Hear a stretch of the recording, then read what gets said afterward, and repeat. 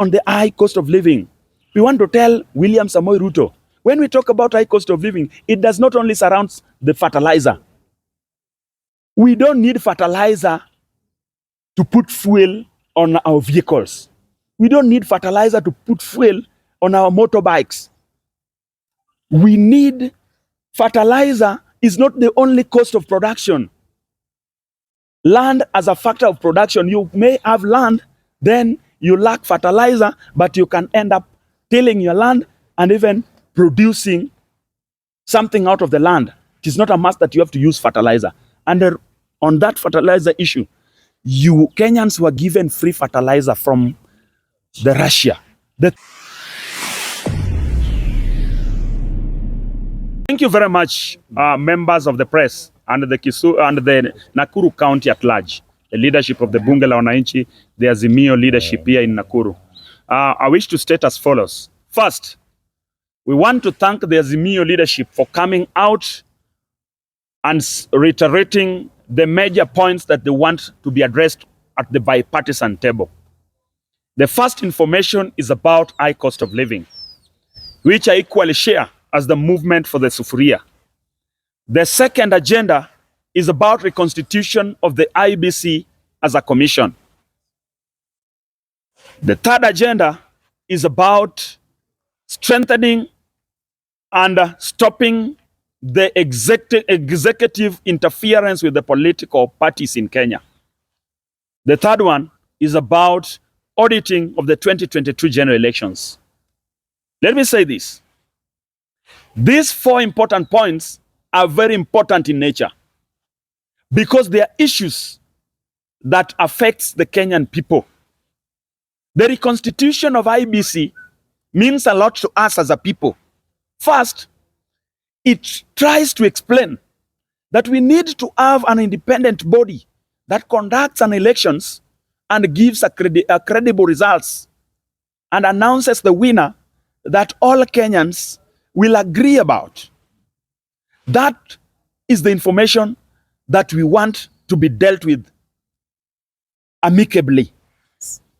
Because it is out of these elections that we shed blood after the elections. Yes. It is out of these elections that we have found ourselves here today. We are here in this morgue today, bereaving with the family of John and Hussein simply because of agitating for what is supposed to be right after the elections of 2022 were bungled with. And it is for that reason that we are saying that we must have an independent body that discharges the mandate of that office and produce leaders that are pro-people, leaders that have been elected and validly elected by the people, from MCA, women rep, senator, MP, governor, up to the president. That we are saying categorically. Two, on the high cost of living, we want to say that we found ourselves in the streets as Azimio and Kenyans because we disagreed with the Kenya Kwanza government. That the election, the way they are conducting this issue and handling these affairs of this republic about high cost of living is not the very way that we expect it as Kenyan people. When we talk about high cost of living, we mean a lot. First, we mean about the additional 8% on top of the 8% 16 or 8% VAT on petroleum products. Currently, we have 16% or levy or VAT, which is really making this country not to be guided towards right direction. It is very unbearable for us as a people. For the border users, fuel prices have hiked. For those using vehicles, fuel is never attainable. So we are speaking about that. When we talk about fuel, we are talking about the cost of production. Because you need fuel, you need even fuel to take or to remove. Once you have removed your produce from your farm, you must carry them in your vehicles to transport them to different places. Even the millers themselves, they need fuel to operate in their companies. They need fuel to transport the byproducts. So fuel is very essential. Lastly, on the high cost of living, we want to tell William Samoei Ruto, when we talk about high cost of living, it does not only surround the fertilizer. We don't need fertilizer to put fuel on our vehicles. We don't need fertilizer to put fuel on our motorbikes. We need fertilizer is not the only cost of production. Land as a factor of production. You may have land, then you lack fertilizer, but you can end up tilling your land and even producing something out of the land. It is not a must that you have to use fertilizer. And on that fertilizer issue, Kenyans were given free fertilizer from the Russia. The 35,000 tons, where did that fertilizer go to? It is that fertilizer that you have turned into a business, that Kenya today is selling fertilizer at a cost of 3,500. Those fertilizers that were provided for freely is the fertilizer that you are selling. So issue of fertilizer, we are reducing it, or we are reducing it completely.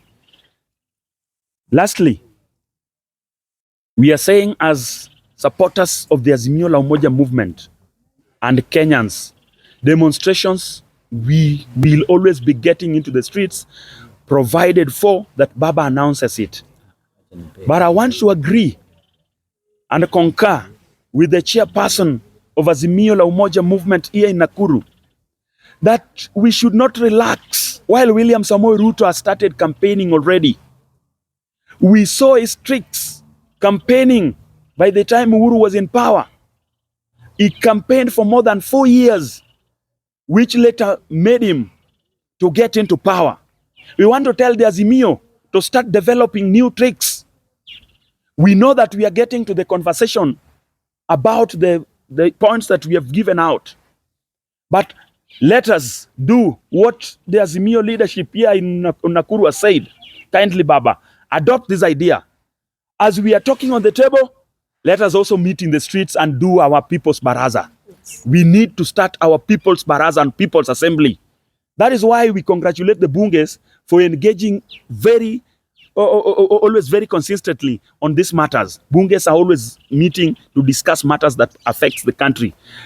As Azimio, proceed on with launching this new people's assembly so that we proceed on with it. That we are requesting. And another one that we are saying, we don't want nusumkate.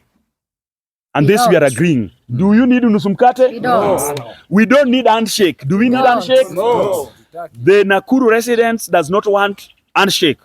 The Kenyans have said they don't need handshake. The supporters of Azimio have said they don't need handshake. Now we are telling William Samoei Ruto, where did you come with this conversation about handshake and nusumkate that you keep on telling us as Kenya Kwanza? It is very ironical that you keep on talking about nusumkate and handshake, and you are telling us that you don't need nusumkate and handshake, while on the other hand, you are pushing for the office of the opposition leader, which was somewhere in the BBI. You criticized BBI, you took it to court. Today you are the one supporting BBI. Today you are bringing BBI through backdoor, but the other day you said that you don't need BBI. This office of the Prime Cabinet Secretary, the office of Musalia Mudavadi, we don't need that office. Don't.